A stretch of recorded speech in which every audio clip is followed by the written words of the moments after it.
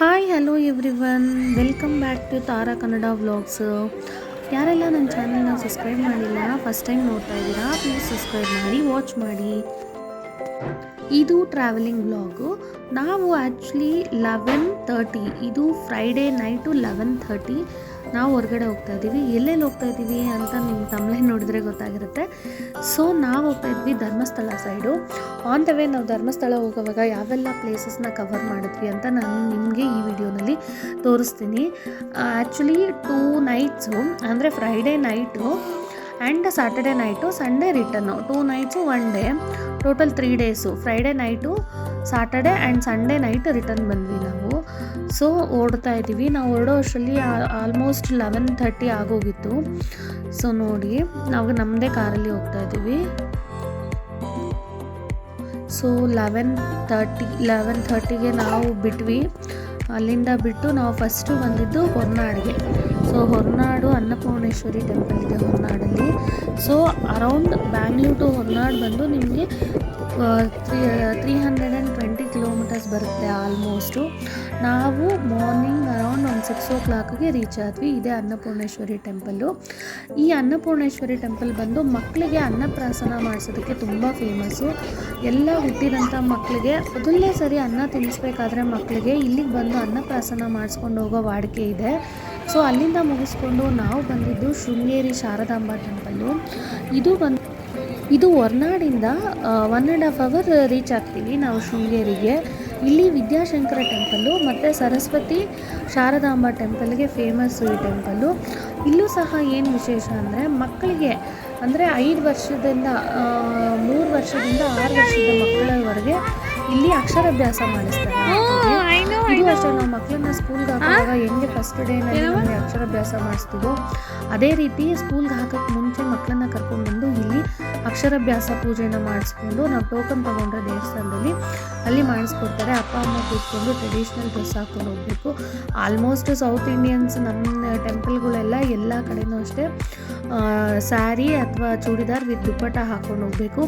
ದುಪ್ಪಟ್ಟ ಇಲ್ಲದೆ ಇದ್ದರೂ ಕೂಡ ಒಳಗಡೆ ಬಿಡಲಿಲ್ಲ ಫ್ರೆಂಡ್ಸ್. ಯಾರಾದರೂ ಸರಿ ಈ ಕಡೆ ಟೆಂಪಲ್ ಬರಬೇಕಾದ್ರೆ, ಎಕ್ಸ್ಪೆಷಲಿ ಶಾರದಾಂಬಾ ಟೆಂಪಲ್ಲು. ಸೊ ಇಲ್ಲಿ ದುಪ್ಪಟ್ಟ ಇಲ್ಲದೆ ಇದ್ದರೂ ಕೂಡ ಲೆಗ್ಗಿನ್ ಹಾಕ್ದವ್ರನ್ನೂ ಕೂಡ ಸೈಡಲ್ಲಿ ನಿಲ್ಲಿಸಿದ್ರು. ಫುಲ್ಲು ಒಳಗಡೆ ಬಿಡಲಿಲ್ಲ. ಇಲ್ಲಿಂದನೇ ದರ್ಶನ ಮಾಡ್ಕೊಂಡು ಹೋಗಿ ಅಂತ ಹೇಳಿದರು. ಸೊ ಎಲ್ಲ ನೋಟ್ ಡೌನ್ ಮಾಡ್ಕೊಳ್ಳಿ ಈ ಪಾಯಿಂಟ್ನ. ಎಲ್ಲೋದ್ರು ಸ್ಯಾರಿ ಅಥವಾ ಡ್ರೆಸ್ ಕೋಡು ಚೂಡಿದಾರ್ ವಿತ್ ದುಪ್ಪಟ್ಟ ಹಾಕ್ಕೊಂಡು ಹೋಗಬೇಕು. ಸೊ ಇಲ್ಲಿ ಅಕ್ಷರಾಭ್ಯಾಸಕ್ಕೆ ಫೇಮಸ್ಸು. ಎಲ್ಲ ಮಕ್ಕಳನ್ನು ನೀವು ಸ್ಕೂಲ್ಗೆ ಹಾಕೋಕ್ಕೆ ಮುಂಚೆ ನಿಮ್ಮ ಮಕ್ಕಳನ್ನ ಕರ್ಕೊಂಬಂದು ಒಂದು ಸರಿ ಅಕ್ಷರಾಭ್ಯಾಸ ಮಾಡಿಸಿ. ಇಲ್ಲಿ ಆನೆ ಎಲ್ಲ ಇದೆ ನೋಡಿ. ನನ್ನ ಮಕ್ಕಳು ಇದನ್ನೆಲ್ಲ ನೋಡಿ ತುಂಬ ಖುಷಿಯಾದರು. ತುಂಬ ಚೆನ್ನಾಗಿತ್ತು. ಟೆಂಪಲ್ ವ್ಯೂನೂ ಅಷ್ಟೇ ತುಂಬ ಚೆನ್ನಾಗಿದೆ. ತುಂಬ ಹಳೆಯ ದೇವಸ್ಥಾನ ಇದು. ಆ ಕಡೆ ಕಲ್ಲಿಂದ ಇದೆಲ್ಲ, ಅದೆಲ್ಲ ಫುಲ್ಲು ಕಲ್ಲಿಂದ ಇದೆ ಟೆಂಪಲ್ಲು.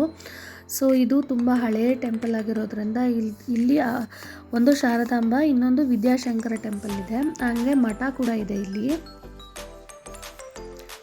ವ್ಯೂಸ್ ನೋಡಿ ಎಷ್ಟು ಚೆನ್ನಾಗಿದೆ ಅಂತ.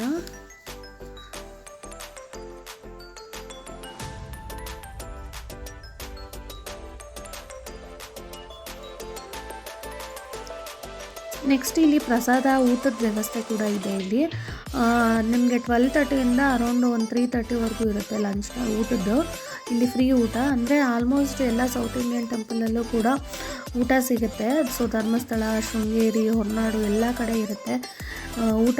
ನಾವು ಊಟ ಇಲ್ಲೇ ಮುಗಿಸ್ಕೊಂಡು ಹೊರಗಡೆ ಬಂದ್ವಿ.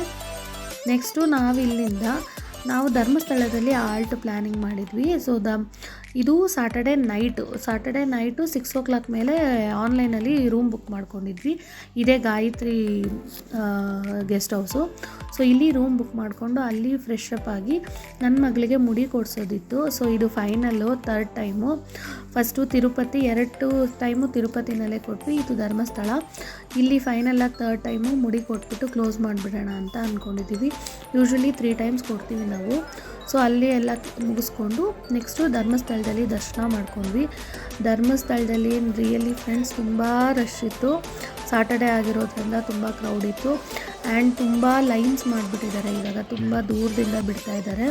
ಸೊ ಮುಂಚೆ ಇದ್ದಷ್ಟಿಲ್ಲ. ಸೊ ಸಾಟರ್ಡೇ ನೈಟು ರೂಮಲ್ಲೇ ಹಾಲ್ಟ್ ಆಗಿ ಸಂಡೇ ಮಾರ್ನಿಂಗು ಇನ್ನೊಂದೆರಡು ಪ್ಲೇಸಸ್ ಇದೆ, ಅದನ್ನೆಲ್ಲ ಮುಗಿಸ್ಕೊಂಡು ಕುಕ್ಕೆಯಲ್ಲಿ ದರ್ಶನ ಮಾಡಿಕೊಂಡು ಮನೆಗೆ ಹೋಗೋ ಪ್ಲ್ಯಾನ್ ನಮ್ಮದು. ಸೊ ಇದು ಬಂದು ಬಾಹುಬಲಿ ಇದೆ ಇಲ್ಲಿ ಧರ್ಮಸ್ಥಳದಲ್ಲಿ ತುಂಬ ಫೇಮಸ್. ನೈಟೇ ನಾವು ಮಂಜುನಾಥ ಸ್ವಾಮಿ ದರ್ಶನ ಮಾಡ್ಕೊಂಡಿದ್ರಿಂದ ಸೊ ಬೆಳಗ್ಗೆ ಮತ್ತೆ ಏನು ದರ್ಶನಕ್ಕೆ ಹೋಗಲಿಲ್ಲ. ಸೊ ನಿಯರ್ ಬೈ ಪ್ಲೇಸಸ್ನ ನೋಡಿಕೊಂಡು ಹೋಗೋ ಪ್ಲ್ಯಾನ್ ಇತ್ತು. ಇಲ್ಲಿ ಬಾಹುಬಲಿ ಸ್ಟ್ಯಾಟು ತುಂಬ ಫೇಮಸ್ಸು. ಇಲ್ಲಿ ಫಸ್ಟು ಬಾಹುಬಲಿ ಸ್ಟ್ಯಾಚುನ 1973 1973ನೇ ಇಸ್ವಿಲಿ ಇದು ಸಿಂಗಲ್ ಸ್ಟೋನು, ಒಂದೇ ಏಕಶಿಲಾ ವಿಗ್ರಹ ಅಂತ ಹೇಳ್ತಾರೆ. ಸೊ ಸಿಂಗಲ್ ಸ್ಟೋನು ಇಲ್ಲಿ ಧರ್ಮಸ್ಥಳದಲ್ಲಿ ಈ ಬಾಹುಬಲಿನ ಪ್ರತಿಷ್ಠಾಪನೆ ಮಾಡಿದ್ದಾರೆ 1973ನಲ್ಲಿ. ಇದು 39 ಫೀಟ್ ಇದೆ, 39 ಫೀಟು ಆ್ಯಂಡ್ 175 ಟನ್ಸ್ ಇದೆ ಇದು ಬಾಹುಬಲಿ ವಿಗ್ರಹ. ಆ್ಯಂಡ್ ಇಲ್ಲಿ ಬಂದು ಅವ್ರದ್ದು ಇದು ಚರಿತ್ರೆ ಫುಲ್ ಇದೆ, ಅಂದರೆ ಹೆಂಗೆ ತೊಗೊಂಡು ಬಂದರು, ತಗೊಂಬಂದಮೇಲೆ ಕುಂಭಾಭಿಷೇಕ ಎಲ್ಲ ಹೆಂಗಾಯಿತು ಅದ್ರದ್ದು ಫುಲ್ಲು ಎಲ್ಲ ಹಿಸ್ಟ್ರಿನ ಎಲ್ಲ ಇಲ್ಲಿ ಕೊಟ್ಟಿದ್ದಾರೆ. ಸೊ ನೋಡಿ ಇಲ್ಲಿ ತುಂಬ ಟೈಮ್ ಮಾಡ್ಕೊಂಡು ನೀಟಾಗಿ ಓದ್ಕೊಂಡು ಬರ್ಬೋದು, ತಿಳ್ಕೊಳ್ಬೋದು ಇದ್ರ ಬಗ್ಗೆ ಎಲ್ಲ. ನಾನು ವೀಡಿಯೋಸ್ ಮಾಡ್ಕೊಂಡು ಬಂದೆ ಅಷ್ಟೇ. ಸೊ ನೋಡಿ ಎಲ್ಲ ಅಷ್ಟೇ, ಮತ್ತು ಯಾವಾಗ ಎಲ್ಲ ಏನೇನಾಯಿತು, ಯಾವ ಇಸ್ವಿಲ್ ಬಂತು. ಅಷ್ಟು ದೊಡ್ಡ ಏಕಶಿಲಾ ವಿಗ್ರಹನ ಪ್ರತಿಷ್ಠಾಪನೆ ಮಾಡೋದು ಸುಲಭ ಅಲ್ಲ, ಸುಮಾರು ವರ್ಷದಿಂದ ಇದು ವರ್ಕ್ ಮಾಡಿದ್ದಾರೆ. ಸೊ ಅದ್ರದ್ದು ಎಲ್ಲ ಡೀಟೇಲ್ಸ್ ಕೂಡ ಇಲ್ಲಿದೆ ಈ ಪಿಕ್ಚರಲ್ಲಿ. ಅಲ್ಲೇ ಸೈಡಲ್ಲಿ ಇದೆಲ್ಲ ಫೋಟೋಸ್ ಎಲ್ಲ ಮೆನ್ಷನ್ ಮಾಡಿದ್ದಾರೆ ನೋಡಿ.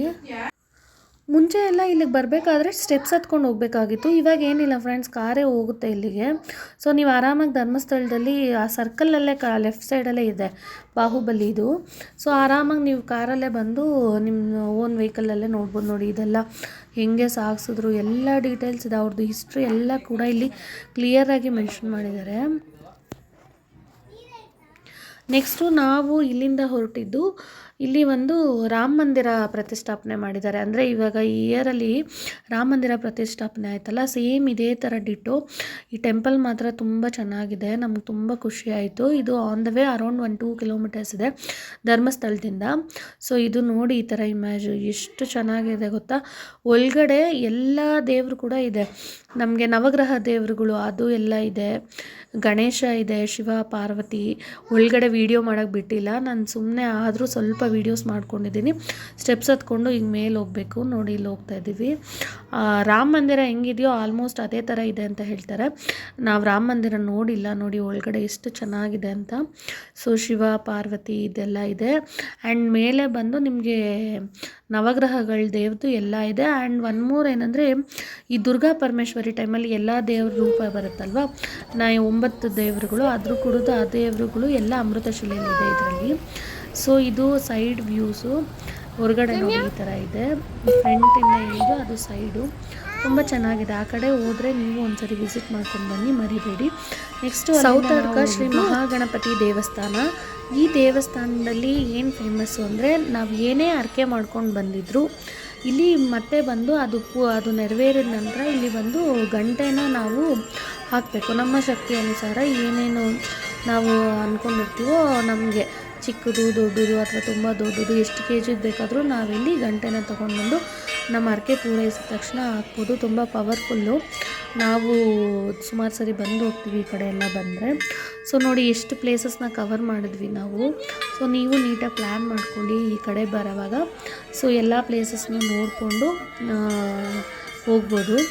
ಮಹಾಗಣಪತಿ ಟೆಂಪಲ್ಲು ತುಂಬ ಚೆನ್ನಾಗಿದೆ ದೇವಸ್ಥಾನ. ಇದು ಔಟ್ಸೈಡೇ ಇರುತ್ತೆ, ಏನು ರಶ್ ಇರಲ್ಲ, ಏನಿರಲ್ಲ. ನೋಡಿ ಚೆನ್ನಾಗಿದೆ ದೇವಸ್ಥಾನ.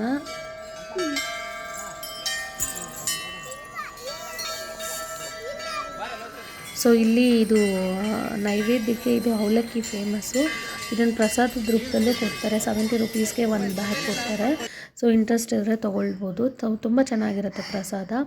ನೆಕ್ಸ್ಟು ನಾವು ಅಲ್ಲಿಂದ ಹೊರಟಿದ್ದು ಕುಕ್ಕೆದು ನಾನು ಯಾವುದು ಫೋಟೋಸು ತೊಗೊಳ್ಳಿಲ್ಲ, ಯಾಕಂದರೆ ತುಂಬ ರಶ್ ಇತ್ತು ಅಲ್ಲಿ. ಆ್ಯಂಡ್ ನಾವು ಸ್ಪೆಷಲ್ ಎಂಟ್ರಿ ದರ್ಶನ 100 ರೂಪೀಸ್ ದರ್ಶನ ಮಾಡಿಕೊಂಡು ಕುಕ್ಕೆಯಿಂದ ರಿಟರ್ನ್ ಆದ್ವಿ. ಊಟಕ್ಕೂ ಕೂಡ ಹೋಗಲಿಲ್ಲ, ಯಾಕಂದರೆ ಟೈಮ್ ಮ್ಯಾನೇಜ್ ಮಾಡೋಕ್ಕಾಗಲ್ಲ ಅಂತ. ಸೊ ನಾವು ಡೈರೆಕ್ಟು ಕುಕ್ಕೆಯಿಂದ ಮನೆಗೆ ಹೊರಟ್ವಿ. ಸೊ ಅಲ್ಲೇ ಕುಕ್ಕೆಯಿಂದ ಸ್ವಲ್ಪ ಮುಂದೆ ಬಂದ್ವಿ, ಹೋಟೆಲಲ್ಲೇ ಊಟ ಮಾಡಿಕೊಂಡು ಸೊ ನಾವು ಮನೆ ಕಡೆ ಹೊರಟ್ವಿ. ಇನ್ನೆಲ್ಲೂ ಹೋಗಲಿಲ್ಲ, ಕುಕ್ಕೆನೇ ಲಾಸ್ಟು. ನಾವು ಮನೆಗೆ ರೀಚ್ ಆದಾಗ, ನಾವು ಕುಕ್ಕೆ ಬಿಟ್ಟಾಗ ಅರೌಂಡ್ 1-2 o'clock, ಅಲ್ಲಿಂದ ಮನೆಗೆ ರೀಚ್ ಆಗೋ ಅಷ್ಟರಲ್ಲಿ 9:30 ಆಗಿತ್ತು. So is the best time ಅಂತ ಅಂದ್ಕೊಂಡು ಆ ಟೈಮ್ಗೆ ಮ್ಯಾನೇಜ್ ಮಾಡ್ಕೊಂಡ್ವಿ.